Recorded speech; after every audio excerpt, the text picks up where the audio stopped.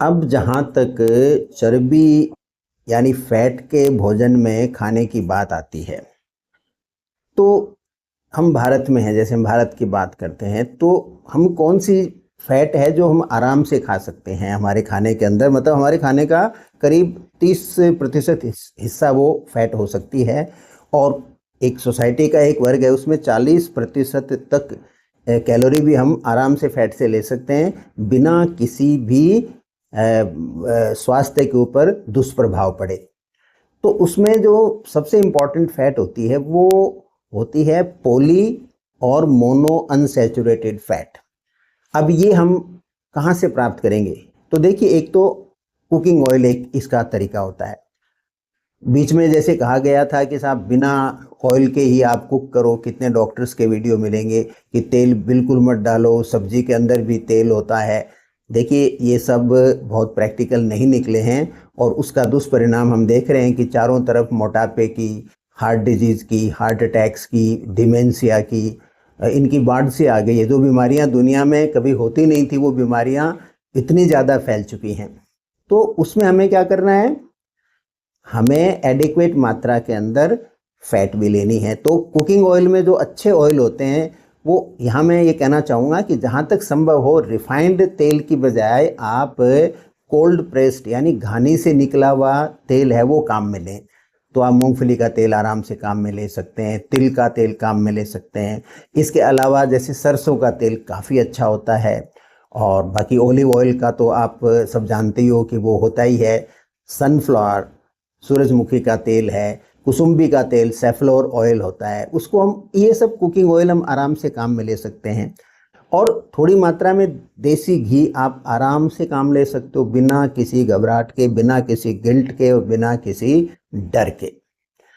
दूसरे जो सोर्सेज होते हैं, जो पॉली एंड मोनो अनसैचुरेटेड जो फैट होता है, उसके उसके आपके जैसे कद्दू के बीज हैं, सूरजमुखी के बीज हैं, चिया सीड्स हैं, आपके अलसी के बीज यानी फ्लैक्स सीड हैं। इसके अलावा मूंगफली इटसेल्फ खुद आप काम में ले सकते हो, एक छोटी मात्रा के अंदर हफ्ते में 3 या 4 बार आप थोड़ी मूंगफली खा सकते हो। और बाकी जो अफोर्ड कर सकते हैं वो आपके वॉलनट हो सकता है, उसको आप काम में ले सकते हो, अखरोट है, काजू है, पिस्ता है, बादाम है, ये सब काम में ले सकते हैं। सब में अच्छी फैट होती है, कोई दिक्कत वाली बात नहीं है इसके अंदर। और बस मात्रा का आपको ज़रूर ध्यान रखना है, बहुत बड़ी मात्रा में चीज़ें नहीं काम में लेनी है। इसके अलावा आप जो नॉन वेजिटेरियन होते हैं तो फैटी फिश होती है, उसकी जो फैट होती है वो अच्छी होती है। सालमन, टूना, मैकरेल, इस तरह की जो होती है वो एक अच्छी फैट होती है। आजकल भारत में एवोकाडो भी होने लग गया है, तो आप एवोकाडो का भी उपयोग ले सकते हो। थोड़ा महंगा पड़ता है, लेकिन अब भारत में उगने लग गया है तो आने वाले टाइम में सस्ता भी हो जाएगा। इसके अलावा जो mono and poly unsaturated fat आपको डार्क चॉकलेट में भी मिलती है, तो उसमें भी आप इसका उपयोग कर सकते हो। तो इस समय देखेंगे कि जो आज की जो लाइफस्टाइल है उसमें आप 25 से 30% अपनी टोटल कैलोरी है वो फैट से ले सकते हो। हमें खतरा क्या है? शुगरी जो आपका कार्बोहाइड्रेट्स होते हैं, सिरप के फॉर्म में जो कार्बोहाइड्रेट हैं, शरबत हैं तरह तरह के, आपको गर्मियों के अंदर जैसे बहुत आप यूज़ करते हैं, जो प्री पैक किए हुए फ्रूट जूसेज होते हैं, उनमें कॉर्न सिरप वगैरह का एडिशन होता है। आपके एनर्जी ड्रिंक्स हैं, आपके कोलाज हैं, आपके सोडा हैं। और इसके अलावा जो जो ट्रांस फैट है, तली हुई चीज़ें, वो तेल जो बार बार जिसको गर्म किया जाता है, तो इन सब चीज़ों का आप ध्यान रखो।